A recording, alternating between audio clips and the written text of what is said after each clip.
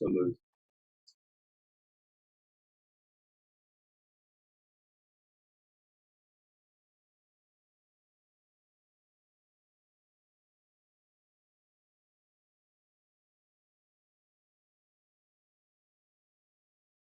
You get is the opportunity for new beginnings, not because everything is suddenly easy, but because we choose to move forward with intention. This year, I challenge us to lead with grace. Grace for still learning who we are and how to navigate the world. Grace for our families who are balancing more than we may ever see. And grace for ourselves and each other, because growth is rarely neat and progress is rarely a straight line. Grace does not mean lowering expectations. It means remembering the human behind every behavior, every struggle, and every success. As a small school system, our strength has always been our closeness. We know our students by name. We know their stories.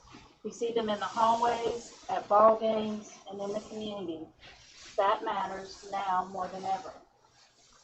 This year, our focus must stay where it belongs, boots on the ground.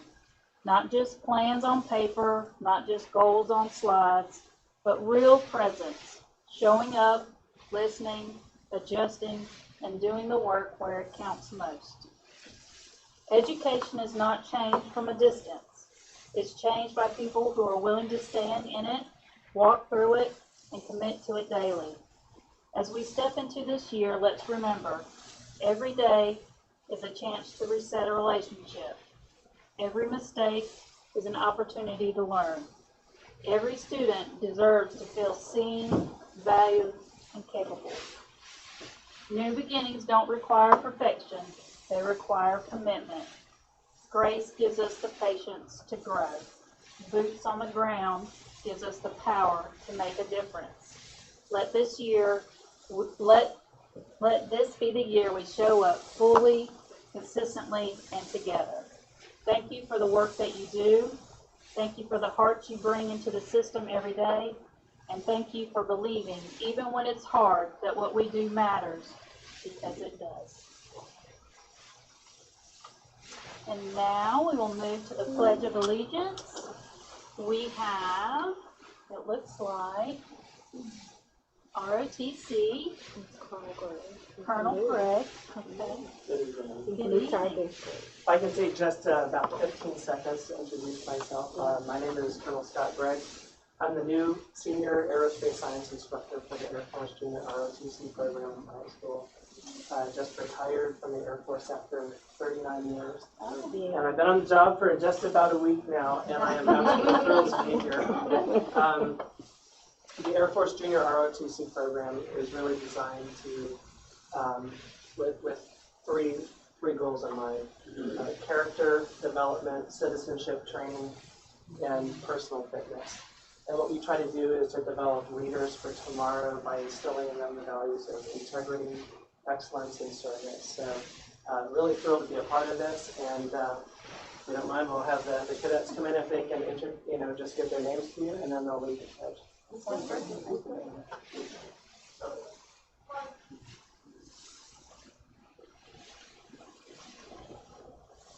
Like, hope of the United States of America, and to the republic for which it stands, one nation, under God, indivisible, with liberty and justice for all. I have the case. If you guys will come up forward, I have a certificate for each of you. You're going to mess their thing up. I know. So, Mr. Lineberry, I don't remember what your Sergeant. Staff Sergeant. And we have another Sergeant Shepherd. Are we a sergeant too? Armstrong. Thank you. She knows what to do. Good job. Thank you. Thank you, guys. Thank you so much.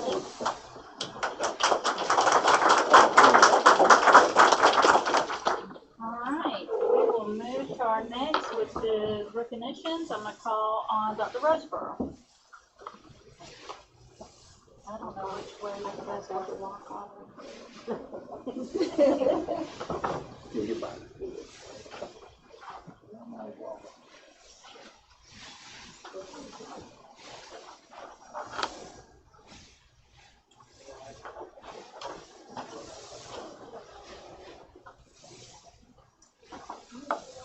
Good evening, board members, Chairwoman Epps.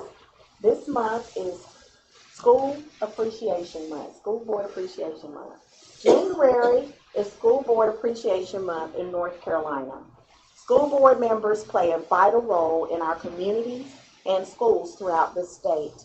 They spend countless hours of their time and talents towards the advancement of public education.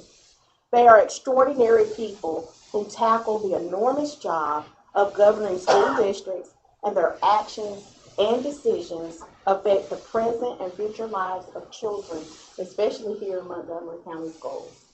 Board members contribute hundreds of hours each year leading their districts, whether it be crafting policies, hiring top-notch administrators, listening to staff and student concerns, or recognizing outstanding programs. Board members always keep their eyes on the goal of student achievement. Many school boards are facing unprecedented challenges, yet they continue to work with all stakeholders to ensure a bright future for every child. The North Carolina School Board Association wants to thank all of our school board members for their hard work, commitment to improving outcomes for students across the state, and not forgetting what's really important. Their service ensures that decisions about local public schools are made by those most familiar with the needs of the community, the children, and their families. School board members deserve recognition beyond what we could ever think of. The appreciation and the thanks for their dedication to North Carolina's most precious commodity, our children. And with that, we have a special token of appreciation. We have presented each board member with a basket of products that are made here, right here in North Carolina, to just demonstrate our pride that you are representing Montgomery County out of the 115 counties in this wonderful state of North Carolina. So we hope that you accept that as a token of our appreciation for your service, as well as your fortitude as you continue to fight the good fight on behalf of the children and the families in North Carolina. Thank you. Thank you. And also at this time, we have a special recognition. We have our Boots on the Ground Award that we would like to present to Ms. Ann Evans, who served as board singer for us before we transitioned over to Ms. Epps as a token of our appreciation for this month, since it is Board Appreciation Month. So you are the recipient of the Boots on the Ground Award, and we hope that you will pass it back to us so we can continue the legacy of Boots on the Ground and all of the hard work that everyone in this room that works for Montgomery County Schools are actually put into work each and every day for the students. So Ms. Evans, we couldn't think of a better recipient for the award this month than you. I appreciate it so much. Thank you.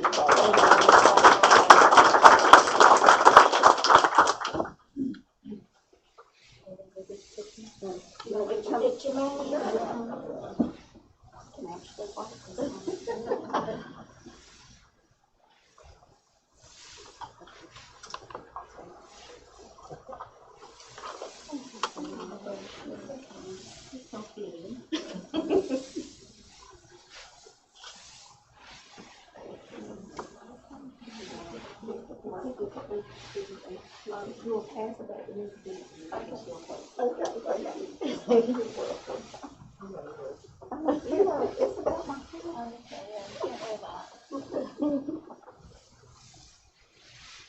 All right, the next is our public comment period, and with no one signing up, we'll move forward to our closed session.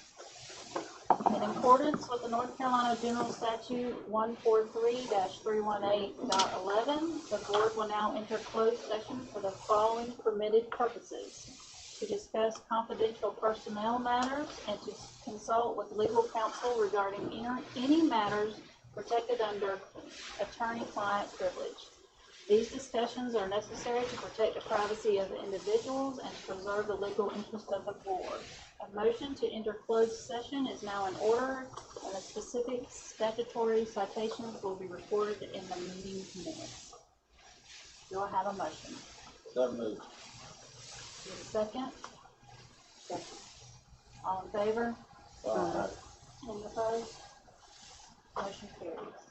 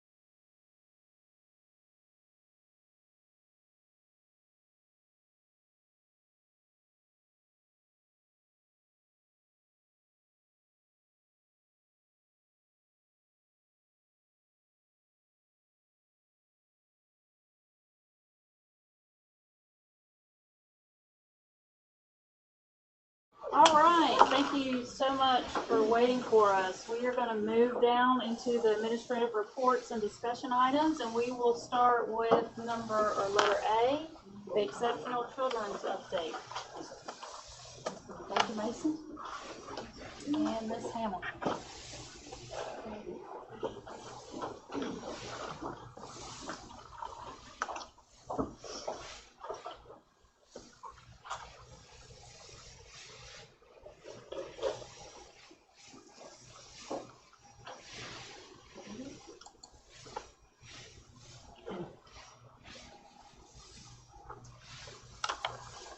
Good evening, Chair, board members, and superintendent.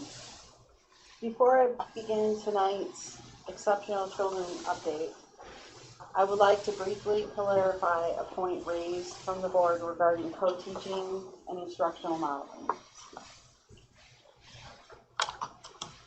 What I stated in the context of co-teaching and modeling with the question asked and what remains accurate is that Montgomery County Schools provides training, support, and instructional guidance collaboratively through our Exceptional Children Department and our Curriculum and Instruction Departments. Tonight, I will provide a focused update on Exceptional Children Services with particular emphasis on state compliance, specifically Indicator 11, fiscal stewardship, professional learning, and key student outcomes. These updates reflect significant progress and strong collaboration across departments.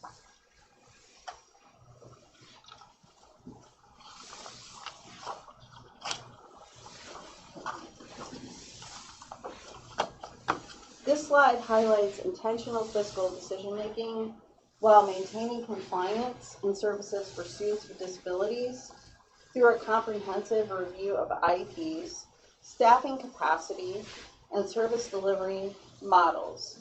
The district eliminated the need for contracted nursing and external compliance supports. As a result, Montgomery County Schools realized an estimated cost savings of $154,000 while ensuring all services continue to meet IDEA requirements.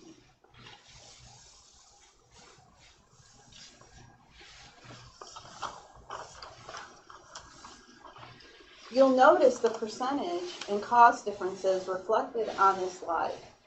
Those differences are the result of strategic shifts from contracted services to in-house capacity, not reductions in required services. Services were reviewed through IEP teams and compliance standards first, which allowed the district to maintain 100% service delivery while eliminating external costs.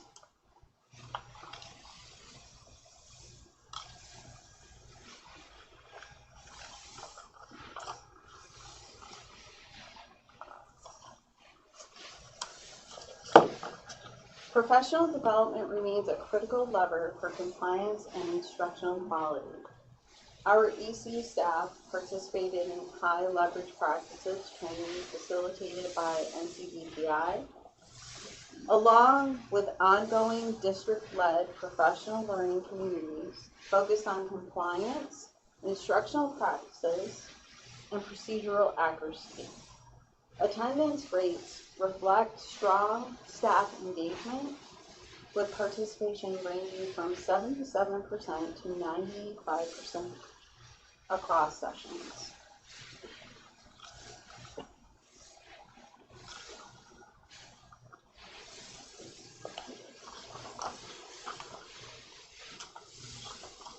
These trainings directly support improved timelines, documentation accuracy, and instructional consistency, key contributors to our Indicator 11 and corrective action progress.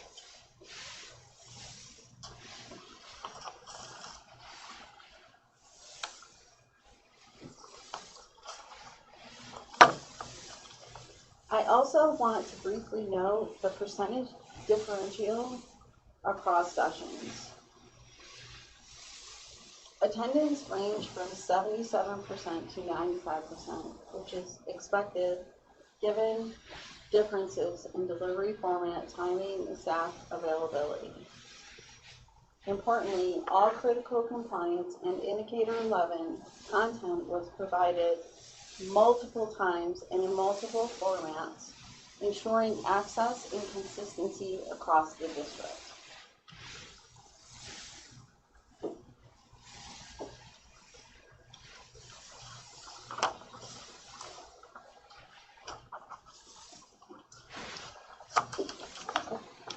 EC highlights.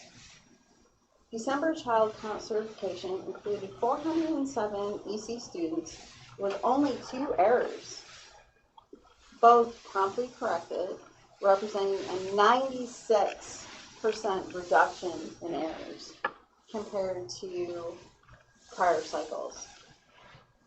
Additionally, updated extended content standards policies ensure alignment with NCBPI's 1% justification requirements. All required state submissions, including Indicator 11, Indicator 14, Indicator 7, PRC 29, which is behavior support, Medicaid, and the December child count were submitted on time and without penalty to this district.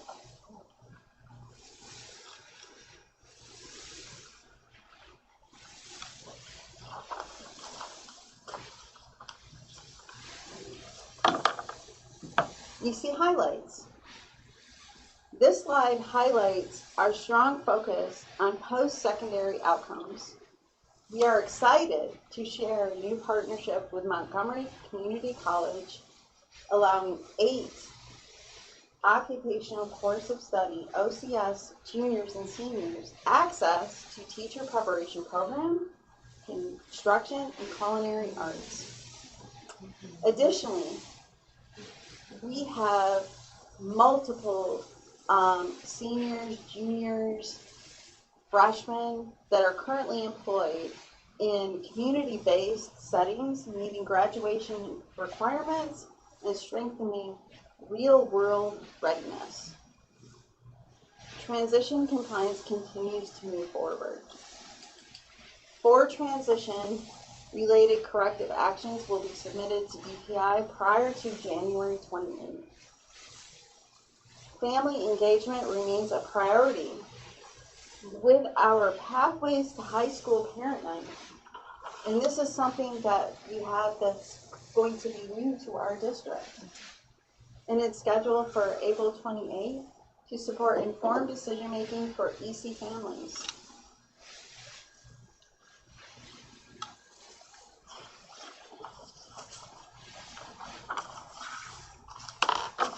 If you look at our EC highlights, the PRC 29 grant, which is our behavior support grant, was approved in the first round, allowing the district to advance in funding eligibility.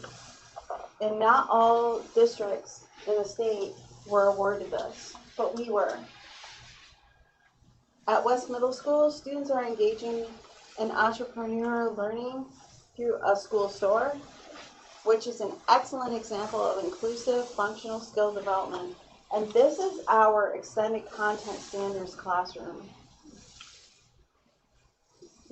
This is our 1% of students with significant disabilities. So that's a big deal. Dr. Mason, Dr. Cagle, and Ms. Dunn presented at the 74th EC conference, highlighting Montgomery County Schools' work in inclusive practices statewide. That was at the Greensboro conference for the 50th anniversary of IDEA.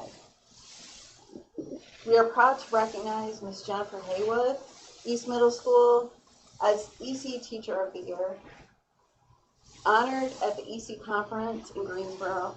This recognition reflects the dedication and expertise of our EC educators district-wide. And here are some pictures. And there's Jennifer Haywood right there. And Ms. Dunn, our EC coordinator, and myself. And that is our EC presentation. Let me ask a quick question, and you may not can answer it, maybe for Dr. Roseborough. I know you're saying we saved $154,000 by cutting out some services, but what was the bottom line savings? Because I'm sure we didn't just, 154 didn't go straight to the bottom line. I mean, did we increase salary in the EC department to offset that? We just saved the department funds at this time. And then we will look at how we need to make those adjustments in our upcoming budget year. So right now, that 154 all went to the bottom line. Okay, good. And then, Dr. Mason, can you go ahead and share who the team is and what their role is on the team? So we can move to Hamilton's presentation. And these accomplishments are the direct result of our strong EC team. I want to specifically recognize Ms. Sabrina Dunn, Ms. Lynn Terry, and Ms. Jan Ray, whose leadership and tireless work in compliance, transition, and OCS programming were instrumental in achieving 100% Indicator 11 compliance, corrective action progress, and advancing student outcomes.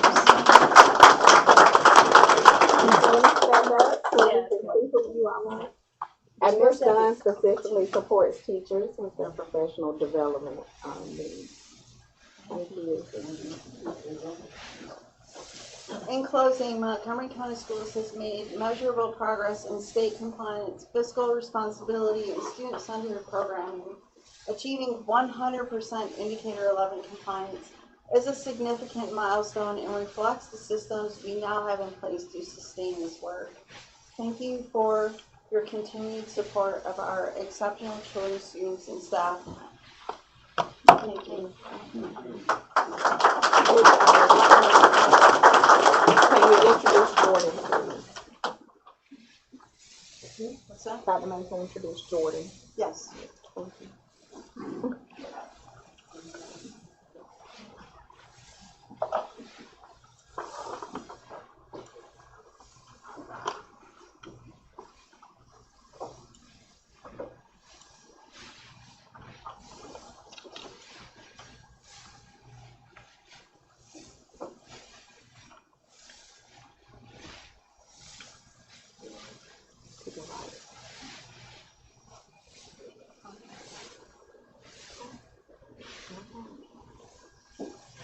I would like to present to the board Ms. Jordan Hamilton, who is our AIG coordinator. She will be presenting our AIG updates to the board. Thank you. Good evening. So I'm just going to go over just a few things. The first thing I wanted to look at, we're just going to highlight standards 1 and 2. And this is part of the AIG plan where we're focusing on identifying and serving our students. The biggest thing that we really want to focus on is cultivating potential, recognizing gifts and strengths, and respond based on students' needs. So throughout this whole AIG process, I'm just going to look at the first 2 standards, but we're looking over a whole plan with EPI right now. So just to make sure everything's the way it needs to be. So right here is our AIG budget, and this takes a look at last year and this year's budget. And you can take a look, like I know we talked about last time with our COGAT, and you can kind of see that we don't have a ton of money for COGAT, but that's where we're trying to figure out the pricing to make sure we will have enough funds.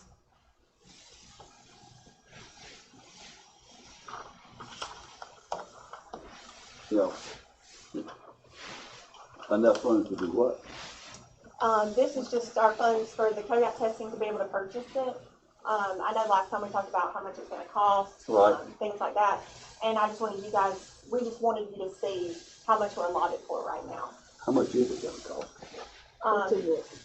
It's one of my slides, and I'll show you. Okay. So Yeah. if we can hold her questions until they finish their presentation. Thank you. So looking at the AIG Standard 1 identification, like I said earlier, we are working with DPI right now to look over our plans to make sure we're following Article 9 and just making sure we're following all the protocols we need to. Basically, our first step for identifying students is why we want to do the universal screening. We do want to focus on grades 2 and 4. And we want to test in the springtime, March, and we know with second graders at the beginning, we want their brain, we want them to develop, so that's why we want to focus in the springtime. We also want to look at their EOG scores with grades 3 through 11.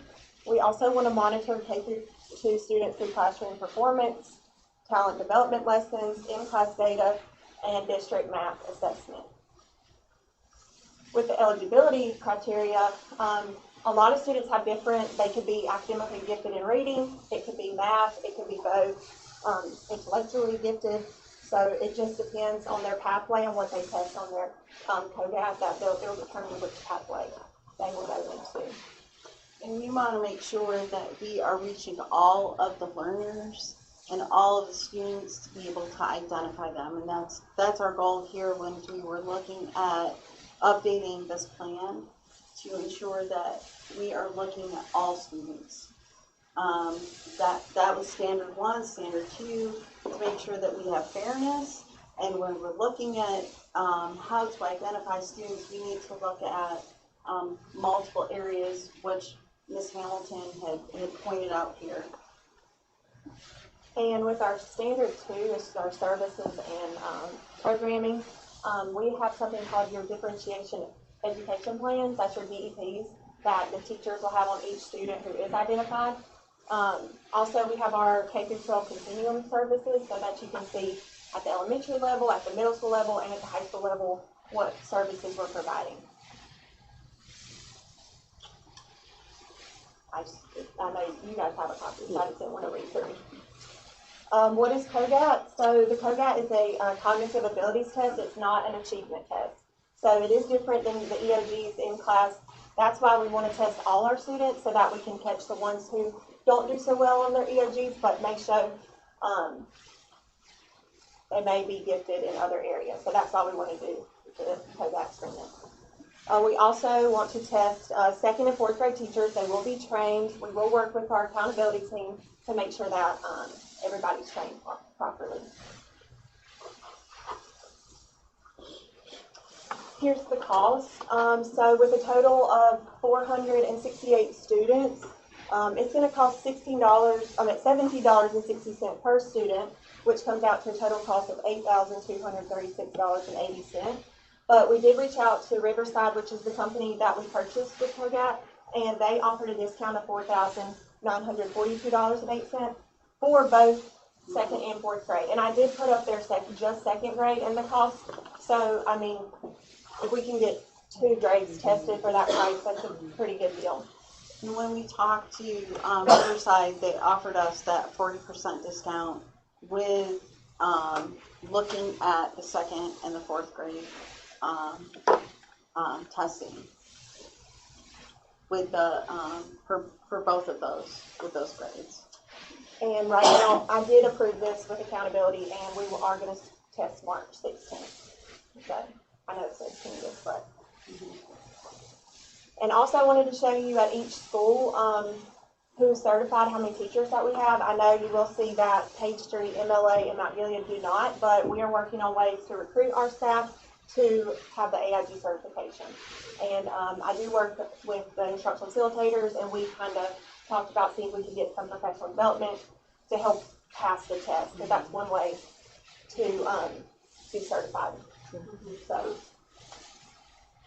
Is there a cost to take the test? there is a cost.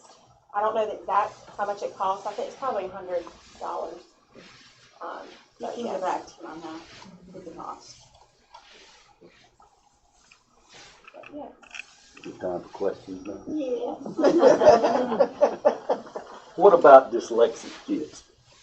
Kids that we don't know are dyslexic. Is this test a written test, or is it verbal? So it's a 3-part test. It's nonverbal, verbal, and quantitative. So it tests on it. The teachers are allowed to practice with students before they take the test, so that students kind of know what they're going to be tested on. So I mean, some teachers, there may be a child that they do know that they have a accommodation, that they can still follow that accommodation. Well, the problem is 90% of all dyslexic kids, that they don't know they're dyslexic. Right. And that's something that we can, Yeah. we can write down your question and we can get back to you on that. Yeah. Thank you. So it needs to be, in my opinion, more than just this test. If a teacher says, Billy Bob is graded, he's doing really well in school, but he doesn't do that well on tests. He knows the answers, but he doesn't do that well on tests. His dyslexic don't. And they don't do that well on this COG or whatever that thing's called. Then we don't want them to miss out. Because most dyslexics are extremely bright. Right. Right. And that's something that we can talk about and get back to you. Thank you, Mr. Dozier. Yeah. And are we doing any testing now? Or have we been doing testing in the past? If we get referrals, like for students, and remember, the district was selecting who they thought would be eligible to take the COGAT for gifted services. So we were just, the teacher, we were basing this on what the teachers had to say. I think, I've got 4 students that are AIG, We were missing a lot. and so now we're testing everyone. For testing. Okay. So that's why the budget, there's a low cost on our budget for testing, because they were just doing it based off previous years. Okay. But we will do a budget amendment and be able to move some funds around to support the cost of the testing. Okay. Thank you to the board. Thank you. Hold on, we have one I more have question. one, I have one question. So, since we're gonna do 2nd and 4th this year, what about those 3rd grade students that they didn't get tested last year? We're just going to, I know it says on the presentation something about looking at EOG scores and stuff, but we'll still wait to get them tested on COGAT in 4th grade. And, we'll look at their, 3rd grade EOG scores. Okay. So we'll make sure that we pick. But we might miss some, is what I'm hearing, right? Yeah, unless whenever we retest them in 4th grade. And teachers can recommend them, like we're gonna work on the referral process, so if the teacher notices, they'll go through and they can recommend them. Do you give them a COGAT at that time, like a screener?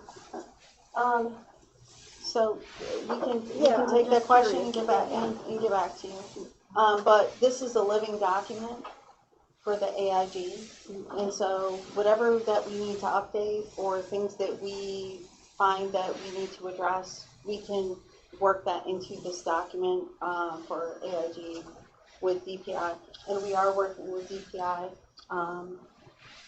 Jordan and I, and we can definitely answer those questions, whatever you have. Our school psychologist, Dr. Barrett, is also, she can assess them individually if there's a referral. I think that's what That's what I was you're asking. She can assess them individually. We would just have to pay for the test and she would see what. Well, I appreciate what y'all done, because I think AIG's kind of been a red-headed stepchild in the past. Yes. Yeah. Yes, we are working together to bring a more cohesive.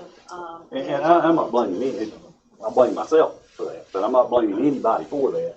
It's just we've never spent the funds on AIG that I thought we should have spent. And we will. Yes.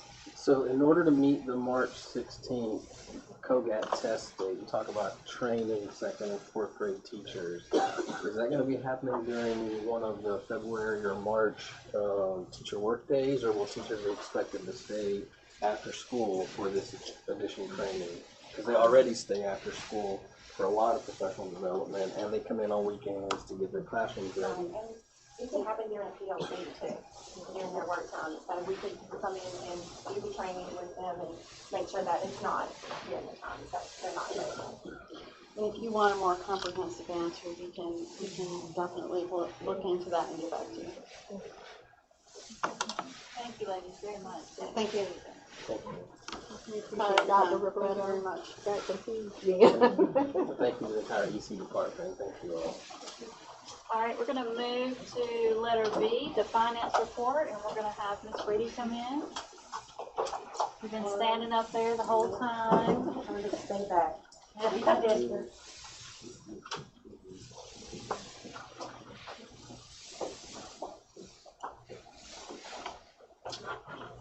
Exactly what it does. Look at that. Good job. I'm just gonna open the the worksheets. And you guys have this in both documents in your packet. I didn't remind you.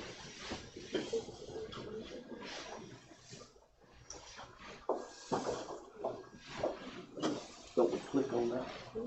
Mine's not open. Look at your little arrow. Go download it. Yeah, mine might almost work. That right now. That one? Oh, no, I'm sorry, that right.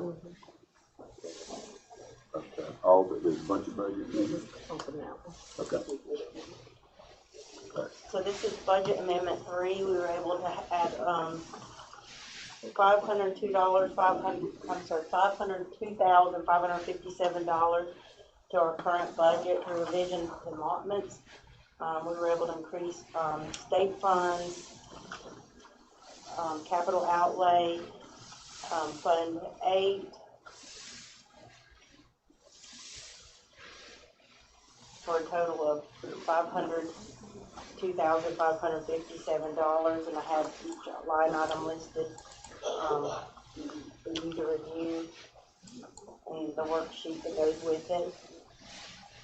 And I also added a copy of our financial statements for fiscal year 2024-25 from the auditors. Keep going, don't let me show you. Okay.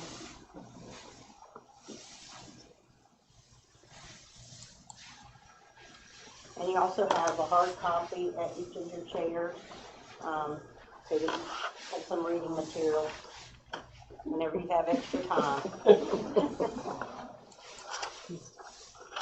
So, and there was also a required communication letter to the LGC that the auditor sent, and I attached that as well. So it was approved by the LGC, and they are our financial statements, and we'll get them uploaded on our website. And I also have applied for the Certificate of Excellence Award, so we're just waiting for that to come through. So this is $202,000 that the state is giving us? In revision and allotments, yes. Yep. We like when they give it. Yes. Yeah. They didn't take any back this Yes. time. So it was a good report, Yes. Michelle, good job. Thank you, I appreciate you all. Thank you. Is there any questions for Ms. Brady before she leaves? Mm-mm. Thank you. Thank you, have a good evening.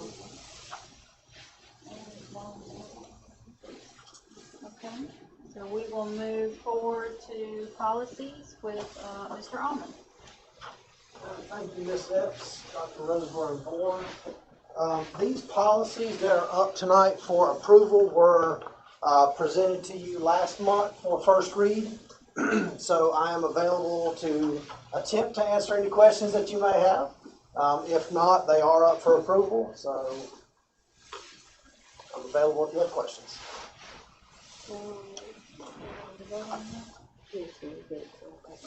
Yeah, so we'll be voting on these a little bit later after our closed session. I think I've asked this question before, but I don't remember the answer. So I noticed that a lot of them are required, Yes. and that is required by the state board.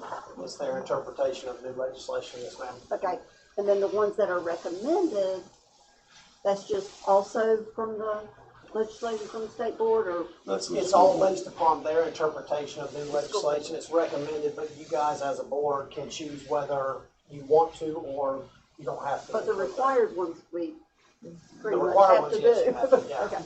That's correct. Yeah. Any additional questions? I think we're good. We're gonna move forward to the school calendar. Thank you. So if you will, there were 2 slight changes to the calendar before or since the first read that was up last month. And the only thing that we did as a committee or conferring with Dr. Roseborough is we did. Okay, I'm sorry. So we did actually designate parent conference dates.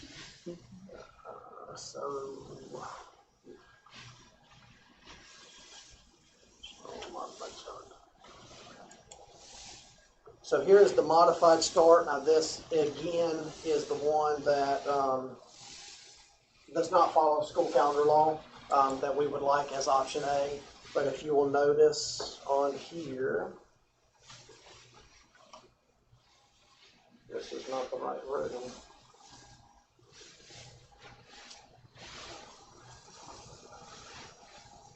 Okay, this is the original, but. Yep, that's the original version. The one you uploaded will be up under consent. Okay, if you want to go down.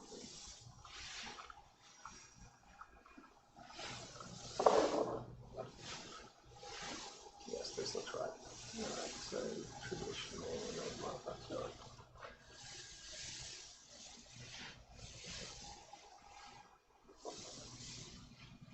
So if you will notice on here, the difference from that original that was presented last month, you'll notice that we changed the color of the October 12th date, and we changed the color of the March 15th date, and those will be designated as parent conference dates. So those dates were already on there as required work days, they just were not designated as parent conference days. So there's no change to the days, we just designate them as the parent conference dates. And we did that as well on the traditional start, which does follow the existing school calendar law.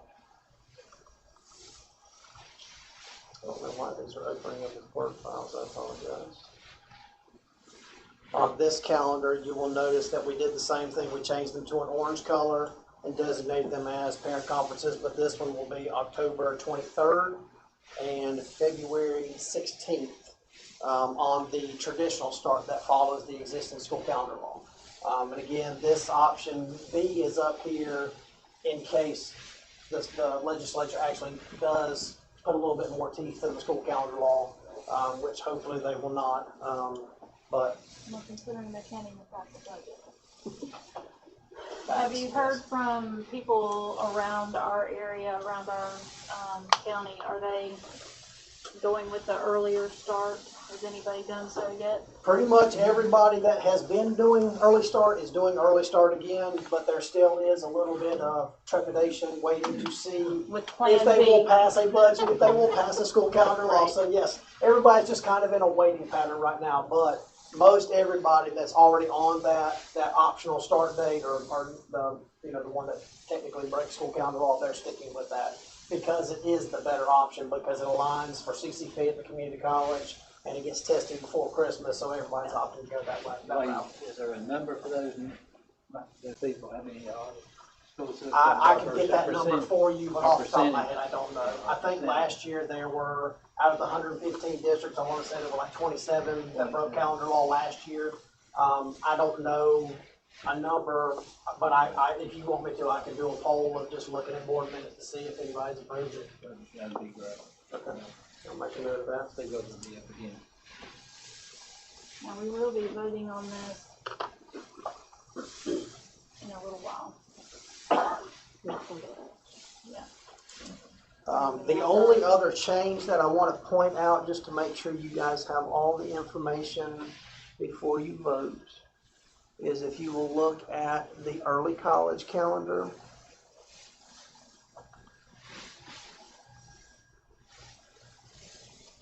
So again, we designated the parent conference dates. So this was already an existing workday on October 12th. We did have to shift this work date in February. So that February date was on February 12th. We had to shift it a couple weeks because if you notice down in the footnotes of the calendar, the end of the grading period was the 17th. So in conferring with the early college, they did not want to do their parent conferences prior to the report cards going out. So we did decide to move that date from the 12th to the 26th. So it is designated as the parent conference, and we did shift it by 2 weeks. That's the only other change. Well, they do parent conferences for a month. That is correct. That is correct.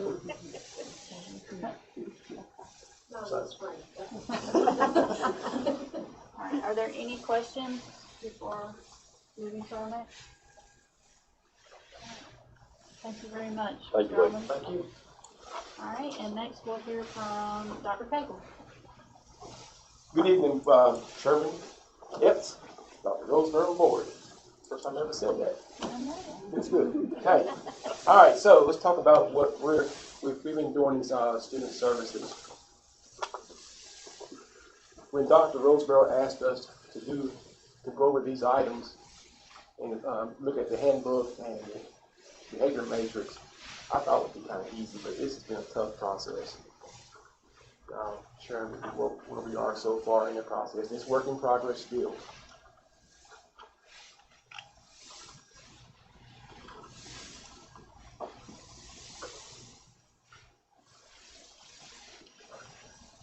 While he's getting that up, I appreciate everybody that's wearing blue today. Does everybody know what that's for? I pulled it off of East Middle's page. So thank you for sharing that. Okay. I got blue eyes. That counts. That counts. All right. So the district safety work is aligned with NCDPI's in the Center for Safer Schools guidance, with a focus on prevention, preparedness, response, and continuous improvement. We have a core team right here in the central office. And like I said, right now, I will just hit the highlights of this. I'm just going to tap on the surface, and we'll go into more deep detail once it's time for your approval. All right, each school will have a Behavior Threat Assessment Management Team, BTAM team. Right now, we have every school's trained except 4. We have some trainings coming up through February, through March, actually. We're fortunate enough that Jeff Branch used to be our SRO trainer. He works for the North Carolina, the State Bureau of Investigation that now leads Center for Safer Schools. So Jeff is also working with us about BTAM in terms of we're getting it down packed, but we don't understand exactly the reporting. So that component we have missed, and they have missed it from the state level. So that will come soon. We have strong partnerships with each town police force, Sheriff's Department, Robbie Smith, and emergency management, with mental health partners. We have several with June Albright First Help, with Atrium, and we coordinate again with the first responders, which is Robbie Smith's team. Staff are trained in emergency operations and student risk identification.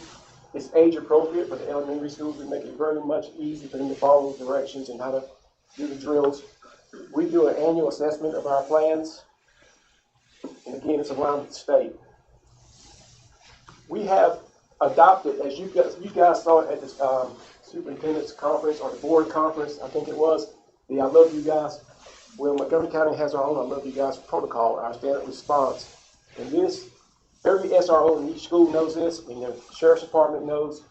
So here it is. At Montgomery County Schools, nothing is more important than the health, safety, and well-being of our students and staff. Having a prepared response to any situation is the foundation of a safe school environment. That's why our district uses the Standard Response Protocol. Developed by the I Love You Guys Foundation, this protocol is a research-based approach used in schools and organizations worldwide. It provides a common language for 5 key actions during an emergency: hold, secure, lock down, evacuate, and shelter. Hold. A hold is called when there is a situation in the hallways, such as a medical emergency. Students stay in their classrooms, teachers secure doors, and learning continues until an all clear is given. Secure.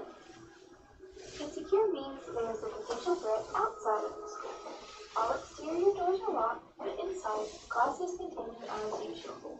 This could be because of an event happening in the neighborhood, like police activity or a stray animal nearby. Lockdown. A lockdown is called when there is a potential threat inside the school. Everyone stays quiet, doors are locked, lights are turned off, and students stay out of sight.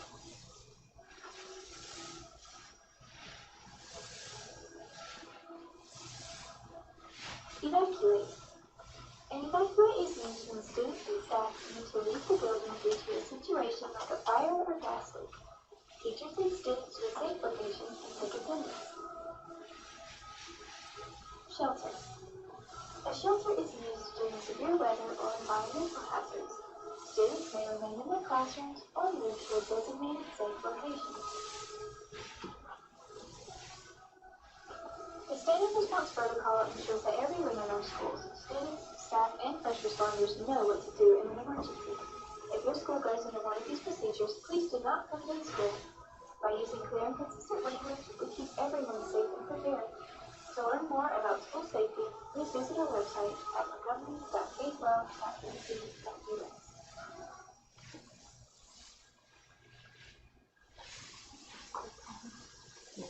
Okay. Do you have any questions about that presentation? So we're doing that in all schools right now, and we're working with our new team with Crystal and Amanda. They're helping with marketing. Each badge that we wear should have that on the back this coming year. So each person, each school, the secretary, any front desk person, we all know the same language. And we will roll this out to the parents as well, the students and parents. In the past, you've heard of soft lockdown, some kind of lockdown. But this is more specific, and it's a standard across the whole state, actually. But our district will be on the same page. Okay. Any questions about that? All right. The discipline matrix. This was a hard one. Still in progress. We looked at what we were doing based on our student code of conduct and these policies that you approved tonight. Jack, I'm sorry. I didn't think you approved with that part. I do have one question. Active shooter drills. How often are we doing those? Are we doing those for every school? Yes, we do. Yes, we do. And we're doing them how often? We do it once a semester. Once a semester. Okay. Robbie Smith is really big on that. And what we're going to do with these tabletop exercises about the behavior and all this, and we're going to get with each school with their plan when they roll out their safety plan. They have to go in there and look at where we are right now, what we're doing, what's working, what's not, what do we achieve, what we hope to achieve, and then Robbie Smith and the sheriff's department and the police chiefs will come in and their detectives. They'll come in and look at where we are, and we'll just update it annually. We're going to make it work. Whereas if we have to go to a site off campus to reunify, they will help us with that. This is ongoing. So we're doing 20 a year. We're doing every year, every semester. Lockdowns. Well, I'm talking about active shooter drills. Oh yeah, yes sir, twice a year. Twice a year. Yes. So we're doing 20 of those a year in conjunction with the police department. We're doing twice a year. 2 a year. Twice a year. We practice active shooting twice a year. Yeah, I know, but I'm talking about we got 10 schools. Yes. So we're doing 20 of those. Yes. Yes. In conjunction with, there's a police presence during this time? It is. Okay. Yes. It is. Are the students in elementary school in school that day, or is that done on a? They're in school. Okay. We have had them on the weekends to train. That's what I thought. Or we have in the past. Yeah. But they're in school. They're in school. Not gonna do much good if they're not. I know. Yeah. They're little kids. All right, so the discipline matrices, when we started looking at this, we found that we were all over the place as a district. We were, some were 24, 26 pages long. And what we look at is 1 through 4 level. Level 1 is being the minor, level 4 is being the gun, you know, or the knife, or weapon, or bomb. We look at all that. So we took a look at where we were, and we were just, like I said, all over the place. So we met as a team. This was administrative driven. And I want to give Dr. Reynolds a lot of credit. She's in here tonight. She was really a big part of that as well. And Dr. Mason was, with her knowledge from her previous experiences, helping us get this matrix to where it is, as well as the principals that are in this room and others. They were critically important to this process. And what we're trying to do with the matrices is common alignment across the district, and you'll see that some of that language. It's a shared framework that clearly identifies what appropriate behavior looks like in all schools and settings. And the elementary, and we'll get down to the slide here. We're trying to teach kids expected behaviors, how to act. A lot of kids coming in, we just need to help them a little bit more. We focus on routine guidance and modeling. We're pretty much lenient with those kids because they're continuously learning. When I brought in Dr. Reynolds, she brought in the restorative responses of like getting families involved. The kid keeps acting up, having strength in the family, just having the parents involved, having kids go through life skills training, and that was across the board with all 3 levels. You can look at the matrix you have here. I had to adjust one of the matrices. I had to put the middle school on the high school matrix, and Mr. Mendy corrected me on that one before the presentation, but we got it right. In the middle school, we build accountability and independence, clear expectations for respect and responsibility, and restorative practices, again, with progressive consequences. We don't want to hammer you, and then mom and dad's like, well, you didn't tell us about this, if we didn't know it was that bad. We want to give them the tools to help their kids as well, to keep our kids, our district safe, our teachers and students safe. And then, lastly, the high school. You're at the age now when you make a decision, and if you bring something to school you shouldn't, you're going to be held accountable for it. Okay, it aligns closely with the code of conduct, preparing students for post-secondary expectations. It takes all of us, and this team we have in here is a unique team. We're a good team together. We lean on each other hard. We lean on each other every day. I lean on Bill. I mean, we lean on everybody, and that's what it takes to be a solid school district. And I appreciate all you guys, what you do every day. You're very valuable. So this is the work in progress. Once we get it down to the science, we're going to present it to you and for your approval down the road. So that, not giving you a date just yet, because we're still working hard on it. Okay, any questions? Janet, or Dr. Cagle, once you have this complete, then will there be like community sessions or some way to inform the community? It will be, yes. We have communication channels going out to parents. We'll have parents on social media, any kind of communication tools we have. We're rolling out at parent nights, just different events for the parents. So they can see the whole matrix and understand. And that way, the kid transfers from East Middle to West Middle, it's the same thing. Right. We're not getting different signals. Yeah, That's right. Just getting educated. Are they getting educated? In this. Yes, they will be. Yes, they will get this too as well. The teachers will go over this in the room. Yes, we'll have it. It's going to be universal across the district. It's a common language. But the parents will also know what the expectations are. It'll be in English and Spanish. If my kid does this, this is what you're going to get. The students will be talking to English class, history class, I'm not sure how we're going to roll it out yet, but I can get back with you on that one. I have to get with Dr. Perkins on the rollout. Just to make sure every student knows what's going on. Yeah. The kids need to know because we don't want surprises, and parents need to know you did it, you knew it, Right. So, yeah. Well, thank you to the team for your hard work on this. Thank y'all. We know it's an ongoing process, so we appreciate the work. Thank you. All right, and now we go to letter F, Mr. Helms.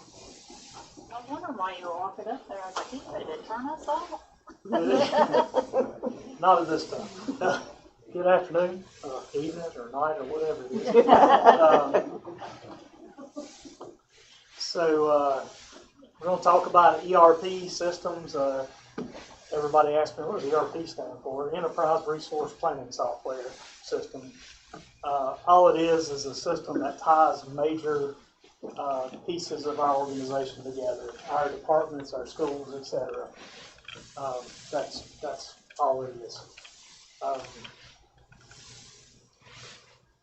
So DPI has started a modernization project. These are the goals. I won't read through every goal, but the end of this is going to be that we're on a newer system that is more efficient, and as we know, all good things must come to an end.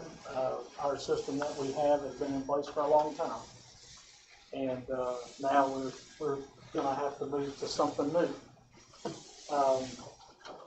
We're searching for a system. We're giving you a comparison in this slideshow here of the two systems that we're looking at and delving into how we made those decisions, what we're looking at. Like I said, I promised you I wouldn't read each and every line, and I won't, but the end result, let me get back to one. Basically, the most important part of this is the recommendation based on workflow automation. We're recommending ERP vendor 2 in this presentation. Here's the comparison of workflows between the two. You can see that the big piece of this is efficiency. We're also going to a system that is widely adopted in the state, which is what we want. There's safety in numbers, is the way I've described it to others when we spoke about it. You don't want to be with a vendor where you're more on your own, where there's not as many districts on that vendor. So especially being a small school system as we are. This goes into more to why ERP vendor 2 fits our district, with some automation and some other things, budget builder, self-service portals. Those are things that are going to really help our district through our regular processes from year to year, month to month, however you want to look at it. There is a child nutrition component. I said it tied into every major department here. Right now we're using Meals Plus. Meals Plus is a standalone product. It is also owned by the vendor that we're talking about going to. But it is the what they call on premise, so it's a standalone. There's a server in the dark closet in my office that runs it. So in the future we have an option to do that. So going into transition, this is where I get pretty passionate about it. Is any transition takes a lot of energy, a lot of communication, and it can't go wrong. We got to pay our bills. We got to pay our people. Number one, we got to pay our bills. Number two, so that's very important. We're going to continue to use our current system until we go live. It is a team effort. I've already worked with Michelle and all the others. We've all talked about it. So rest assured, we're going to make sure everybody knows what's going on within the business office and the schools, etc. The roadmap, where we are. Data cleansing is the first step of any ERP financial software that you make a transition to. That's always, it doesn't matter the organization, there's going to be some data cleanup that needs to be done.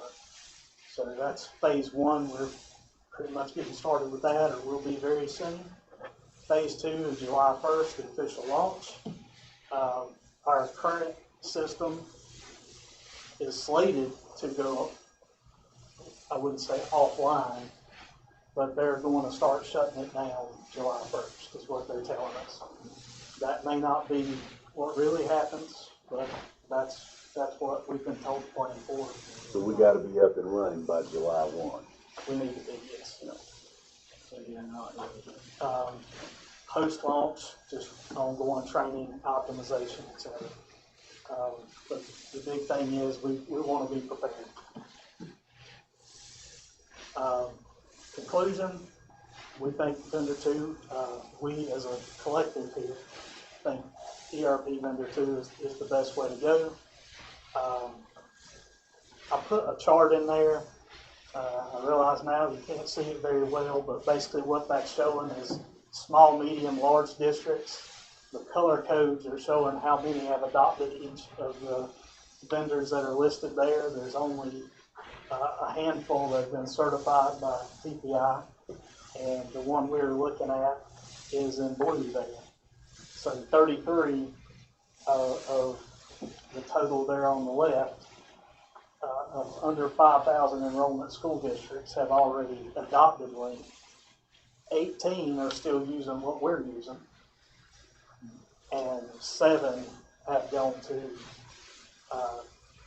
ERP vendor 1. And then as you go up the chain there, you see some new vendors enter the equation because they're more suited for other districts. So here's pricing. Vendor 1 is really pushing the 5-year plans, so that's what we have for pricing. Vendor 2 is offering us 1-year pricing, And then I also asked them to provide 3-year pricing. How much increase is this over what we're paying now? I'm gonna have to get back to you on what we're paying now, because I've not been involved in the current system as much. Is it 3, and I can't read it, I'm sorry, my You're good. gone. You're at an angle. Blank. Is the 3-year pricing better than the 1-year pricing? The first initial term has some fees involved Because of the with initial rollout. onboarding. Yeah. Right. And so the pricing is not significantly different. What all the vendors I deal with, quite a few, they're gonna roll you out on pricing and say, well, we're not gonna go up. You know, you're not gonna pay that 5% extra every year, or whatever the percentage may increase. For us, if you see year 1 there is 29, 7, 11, 15, that's the same as the 3-year pricing. So going 3 years only may save you money if they go up and, you know, over the percentage of what they're quoting you out at the beginning. So they're quoting us $29,000 every year for 3 years. No, it goes up a percentage. So like year 1 is 29,711, year 2 is 3645, year 3, 31,607. Okay, tell me those numbers again. 29,711, 15 year 1, 3645, 21 year 2, and 31,607 year 3. So it's going up 7,000 the second year and then coming down 5,000 the third year?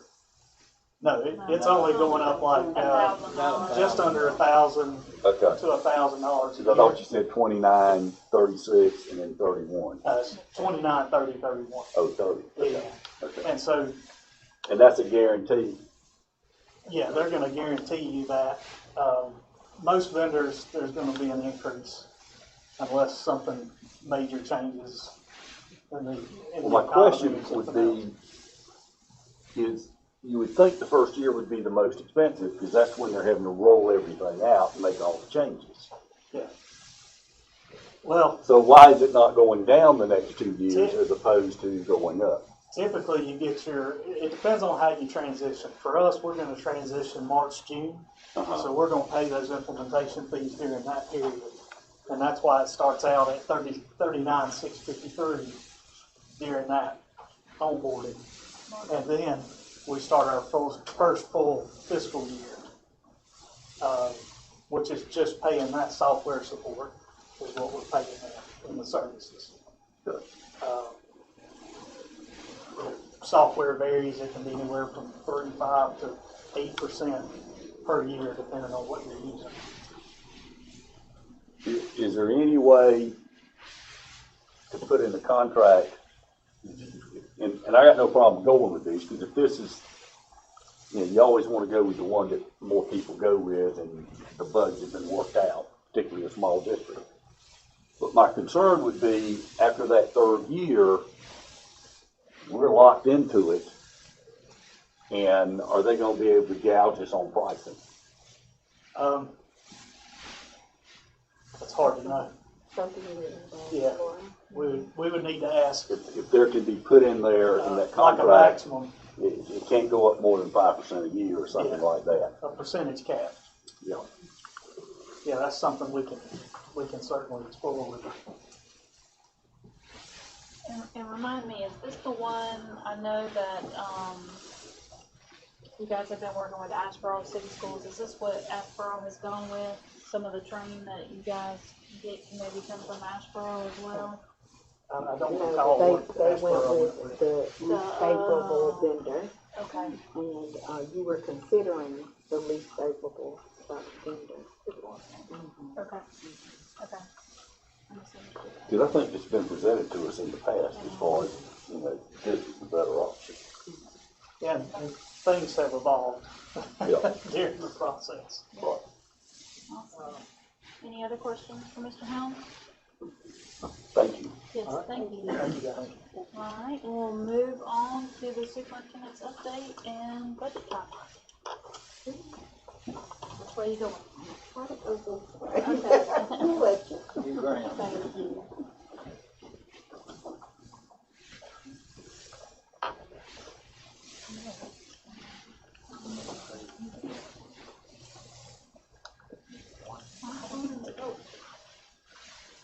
Well, good evening again. And this is our superintendent's update for January. We wanted to make sure that you had the information that was promised at our last meeting regarding our strategic plan. We are on track to launch our strategic plan. We're currently working through draft versions. And so at our upcoming work session on January 29th, we'll spend about 2 hours looking at the strategic plan, getting your suggestions as a board, anything that you would like changed, and then we'll take that back to our graphic designer for editing so that it is in a nice booklet form for the public. It will be published online, but this is what the cover will look like. We will not use our actual students on the cover, so these are stock images, just so that we don't get in the habit of having to have to change them over consistently.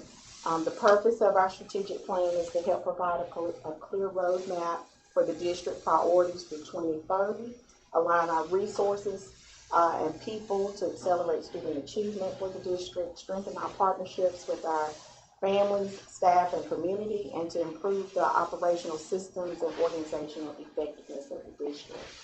We have 5 goals that we're working through: increase student achievement.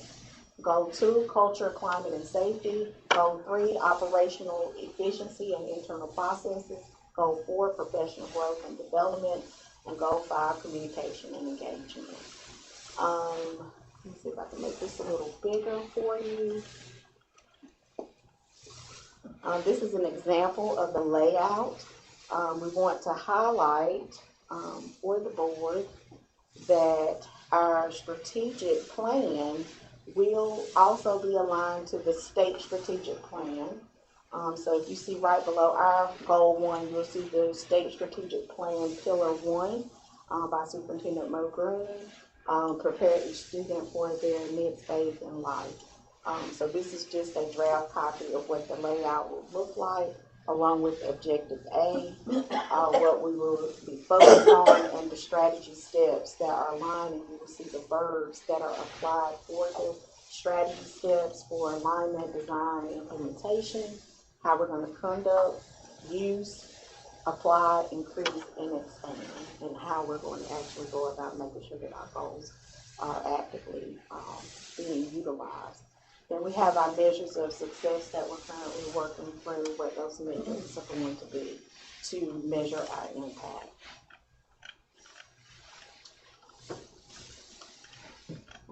So our strategic plan timeline is that we will review for review and approval January 29th at the work session. We'll continue to work through our draft and provide feedback.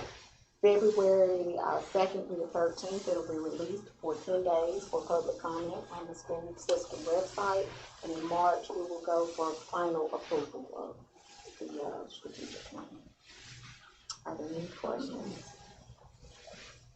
And then on the back of our cover, it will have all of our current board members listed for the strategic plan for 2026 to 2030. Along with our senior team members. Thank you. A lot of hard work by our senior team as well to get those indicators and goals and action steps together. Every senior team meeting, we're going over that information. So we are constantly working on improving it and making sure everything that's covered, that we're hearing from the public, that we're hearing from staff members as well as board members, and making sure that everyone can see their voice showing up in the strategic plan. So our part of that is to make sure that we're here for our board work session on the 29th. I think it'll be in the afternoon after our visits. And I will make sure that you have a draft copy ahead of time so that when you come in, you can kind of mark it up, that type of thing that comes out. All right, for our budget planning message, Policy 8100 states that the superintendent of Montgomery County Schools will present a budget timeline to the Board of Education no later than January 31st. So this is a presentation about the current budget timeline. Ms. Brady and I, we have already met with our county manager, Frankie Manis, to kind of brainstorm some things, to also dialogue about what our current needs are, what we foresee our needs are, but also in addition to a continuation of what we currently have. So we did a brainstorming session with him. We're looking forward with more sessions with our county commissioners. I know we have a county commissioner meeting coming up tomorrow, correct, for it? Next week, the 20th. So we will be at that meeting, just to sit in and to provide some thank yous to the county commissioners for some supports that they provided to me as superintendent thus far. And with that being said, this is an inclusive process. We will be training our principals and our senior team tomorrow on the collaborative approach for developing a district budget, seeking broad participation between administrators, teachers, and other school personnel.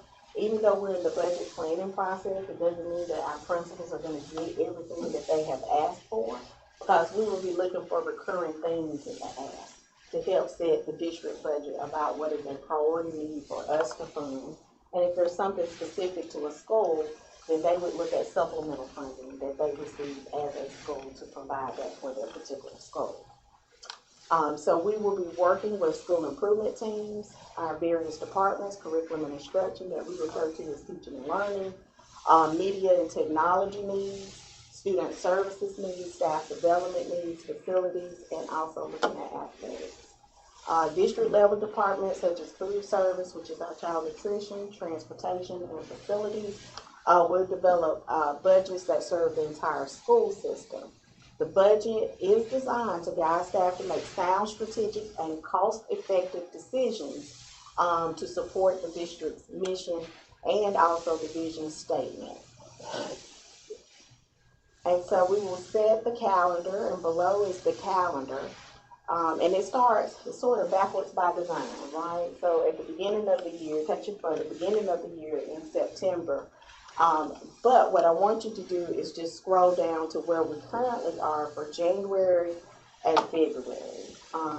We will work together in work sessions to have discussions around budget priorities. We will obtain and review budget proposals from individual schools during the month of February. So the schools will have the month of February to work with their school improvement teams. And our teacher working conditions survey, our school improvement teams and teachers have stated that they have not been participants in the budget making process. This is their opportunity to be a participant in the budget making process and to meet their grade levels to share some needs. So we'll be looking at student projections by school in terms of our ADM, our average daily membership, looking at enrollment and staffing allocations, and put together a robust allotment process for schools that meet their individualized school needs.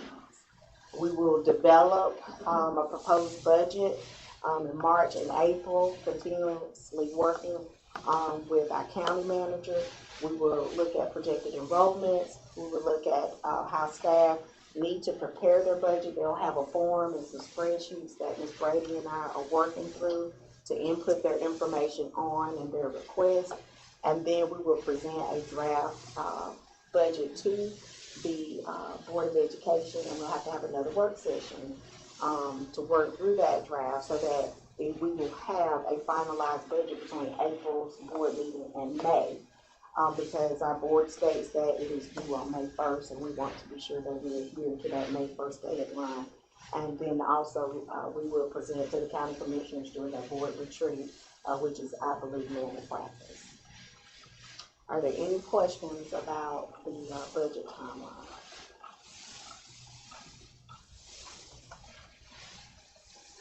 No, thank you for that.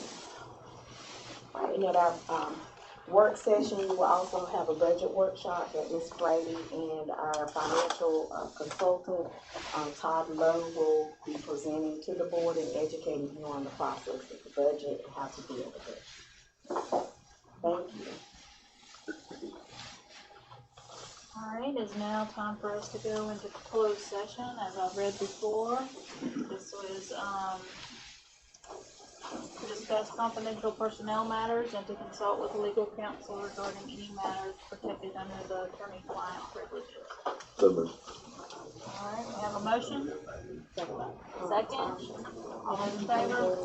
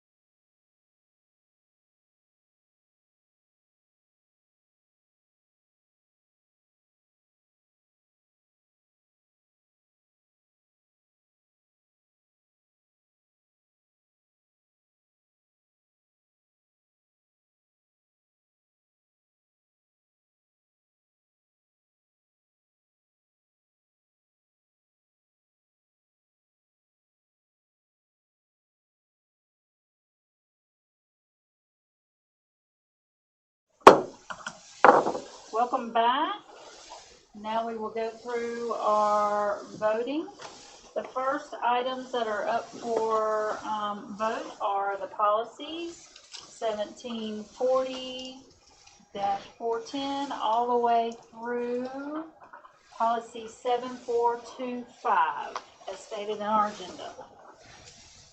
Do I have a motion to approve the policies?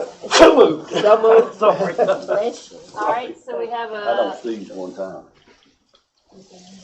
motion by Ms. Smith and a second by Mr. Dozier. All in favor? Aye. Any opposed? All right, next we'll move to our budget amendment number 3 approval. Do I have a motion for the budget amendment? So moved. I have a motion and a second. All in favor, say aye. Aye. Any opposed? Okay, and now we will go to the school calendar for approval. So moved. Okay, so which one are we going with? We have to go with The one they suggested. early start date. I make a motion that we go with the modified start date calendar for Okay. the next academic year. So we have a motion for the modified start date and a second by Mr. Dozier. All in favor? Aye. Aye. Alright, any opposed to that? I'm going to also add the the approval for the ERP contract that Mr. Helms presented. Do I have a motion to accept their suggestion? So moved. Second. Alright, we have approval or have a motion and a second. All in favor? Aye. Alright, and But then, I would like to know if they're going to be able to limit what the increase can be after that third one okay, going forward. You say 5%, they're gonna give you 5 every year. Well, I'm not saying 5, I'm just saying, I'm just saying, whatever you give, you're kind of giving yourself away. yeah, well, I'm not saying we say 5, I'm saying we want to be protected that we don't get gouged, so we need to know what's the most they're gonna go up. okay. After 5 years. After 3, wasn't that a 3-year contract we were talking about signing? I'm just trying to make sure. Yeah. Okay. All right, now we'll move to our consent agenda. Do we have a motion to consider our consent agenda, which would be our meeting minutes and our, it doesn't really say on here, but I'm assuming our personnel report. So moved. All right, we'll have Mr. Blake and Ms. Evans as our second. All in favor? Aye. Alright, so the next time we come together will be our board work session in January, the end of January. We'll have visits in the morning and then we will have, And that's on Thursday. I believe so. And if we run behind, we will let you know, Mr. Bishop. Good. I can't go to both. Alright, I appreciate everybody. Do we have a motion to adjourn? So moved. Only one? I was waiting for everybody to go. Alright, do we have a second? Second. Alright, Ms. Smith is our second. All in favor?